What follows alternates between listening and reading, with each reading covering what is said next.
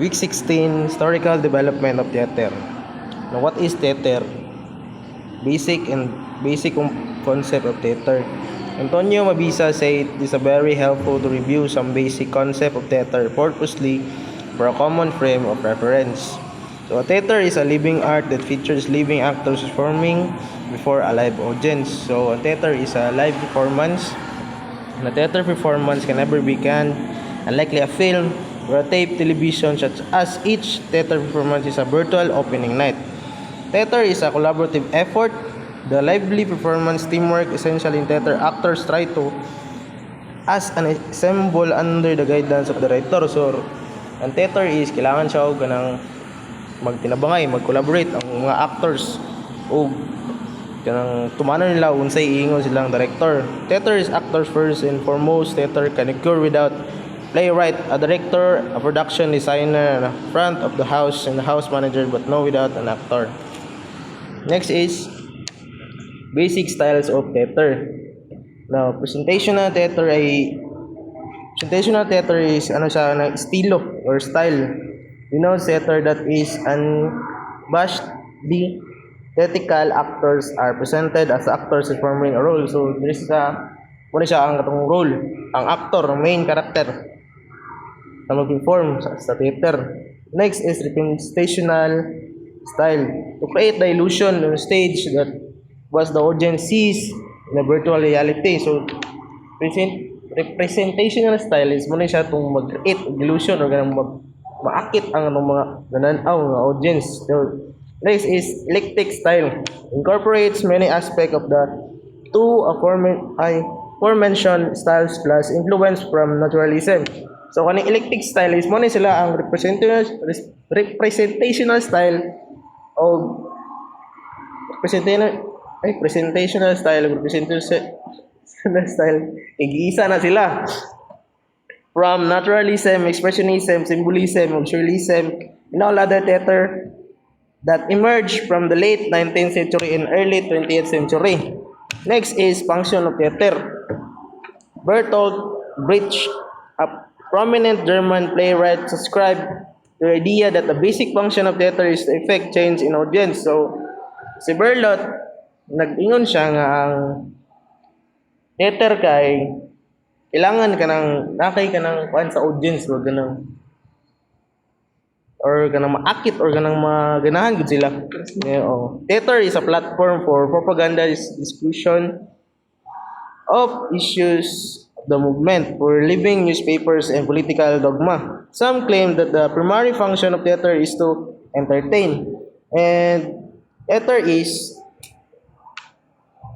define the function of theater is to fold profit and pleasure, and theater becomes more meaningful and popular when the two basic functions are fused in a production. Theater challenges the mind, touches the heart. So kailangan nagkay ng connection with the audience. Next is the historical survey of theater. Theater, as we know in today, according to Antonio Mabisa, as its roots in rituals in myths over 2,000 years ago. So, naikwan 8 story about theater. First is in prehistoric time. No, sa prehistoric time, people must have used elements of proto-theater forms to help them define mysteries, their existence, cope with fears, and to express wants and aspiration. Next, in Greece. The theater in Greece was held during the Dionysian festival where major playwrights competed for major prizes. Next is in medieval.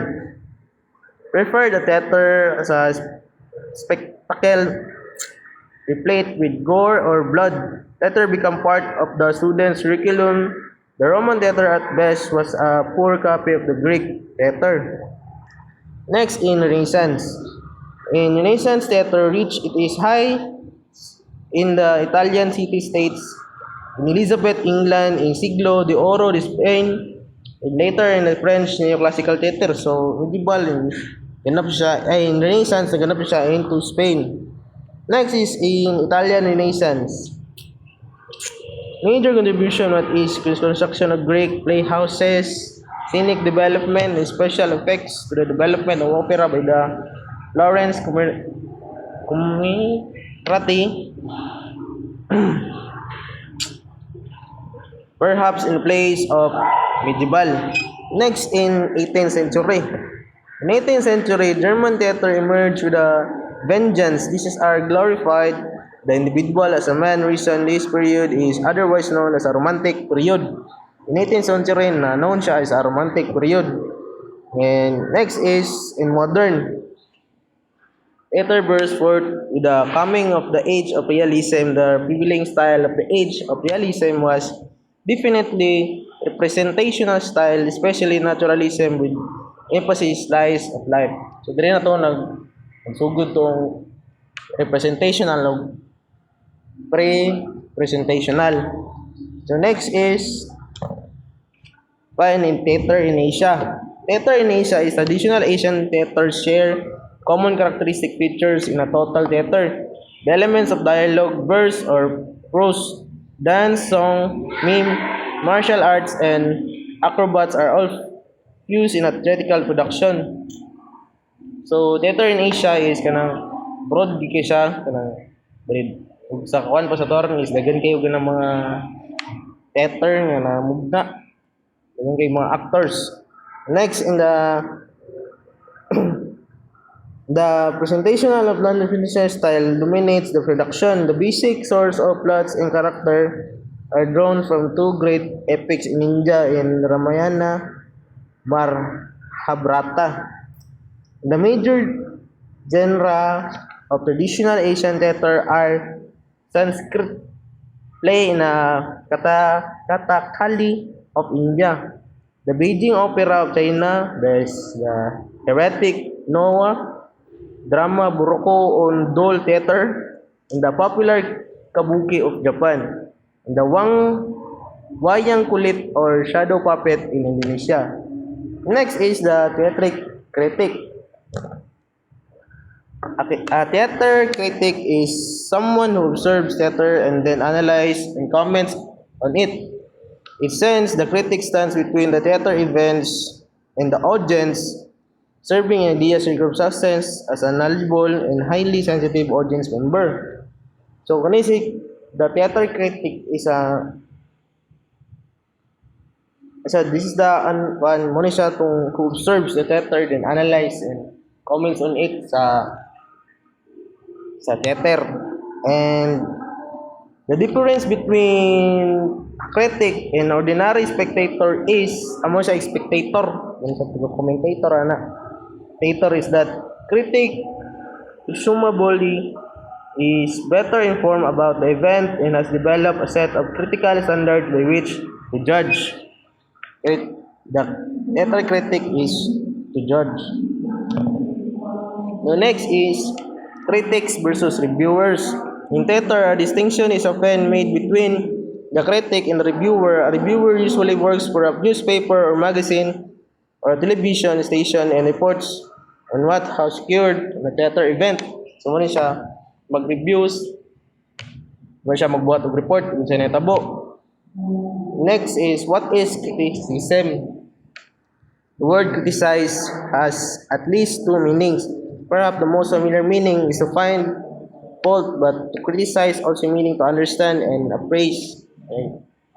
And this meaning is very important for theater critic to find fault and to understand and appraise. So, third is criteria for theater criticism. It has been suggested that there are three criteria which the critic should use in assigning a theater event. First is, how well has it been done? Next is, it is worth doing. Now, in criteria theater criticism, in looking at this criteria, it must be remembered that in theater, both the play and the production are under consideration. Critics therefore must make it clear whether they are assessing a script a production, or both. So next is elements of theater. Elements of theater. First is performers. This first element essential to theater is performance. So is kailangan yung theater, kailangan yun na yung mag-perform or performance. May actor as a role. Acting is the heart of all theater. Acting is a demanding profession. Hindi basta-basta, kailangan. Tawag ka ni, ulo ka. Next, in addition to natural endowment, the poise and authority needed to appear on stage before others and innate ability to create a character convincingly. So, sa performer, kailangan siya kanang kabalo ka, unsaon pag-act. Kung makuha nimo ang kuan sa mong audience, ang ilahang kuan tension, kung maganahan sila. So, manait, will continue. So, good morning. Continuation lang, no? So, audience. Another necessary element of theater is the audience. In fact, the essence of theater is the interaction between the performers and the audience. So, kabalo man tanong sa audience katong nagtanaw or mga naminaw sa tuwa. And then, director. A key element of a theater production is the work of the director, the person who rehearses. So, katong isa ka tawo nga mo direct sa isa ka performance. Then, functions director. The special functions of director emerge during the modern times when the great diversity of styles in modern theater and international nature of theater required someone to provide an overall vision for production and coordinates all the elements. So, napay mga classification of directors, no, which is si traditional director, virtuoso director. Si traditional director adheres at all close as possible to the playwright's original intention. The experience created by the playwright is created. Then virtuoso director, which uses the script only as means to project his own ideas and intentions, not of the playwrights. He does not develop the author's ideas but his own. So, another natay theater space set. Another necessary element of theater is the space the performance and the audience come together. Theater space may be indoors, outdoors, of any sizes or shape. It is a place where spectators stand or sit. Design elements include costume, makeup, properties, props, lighting, and sounds. Design elements which means kanang mga efforts nga atong ginapakita para mas bongga or para mas gwapo atong ipakita sa mga performance. Then scene design in preparing scenery for a stage production. A scene designer has the following objects. So, physical aspects of design. Physical aspect of design, which is natay line, mass, composition, texture, color. The outline of silhouette or elements on stage. For example, predominantly curved lines versus sharply angular lines. And mass, the original bulk or way of scenic elements, for example, a series of high, heavy platforms or fourth stress walls versus a stage with only single tree on it. Composition, the balance and arrangement of elements, the way elements are arranged, for example, mostly so one side of the stage, in a vertical or horizontal configuration or equally distributed on stage. Texture, the feel projected by surface and fabrics. For example, the thickness of chrome or glass versus the roughness of brick or burlap. And color, the shadings and contrast of the color combination. Then, costume design, help establish the tone and style of the product. So, ginatabangan siya no para mas ma-organize or mas matarong establish ang tone which is and ang iyang style sa usa ka production. Indicate the historical period of the play in the locale in which it is set. Indicate the nature of individual character or group in a play. Their status in life, their occupations, and their personalities must be reflected by their costumes. Show relationship among characters, separate major from minor, contrast one group from another. Meet the needs of individual performers, make it possible for an actors or actress to move freely costume. So natay elements of costume design which is line, color, fabric, accessories.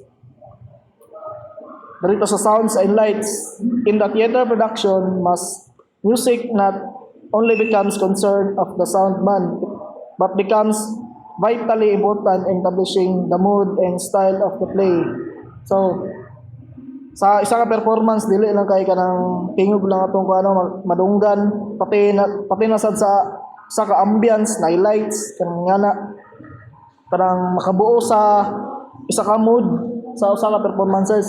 So playwright text script, the final element of theater is the text script written by a playwright.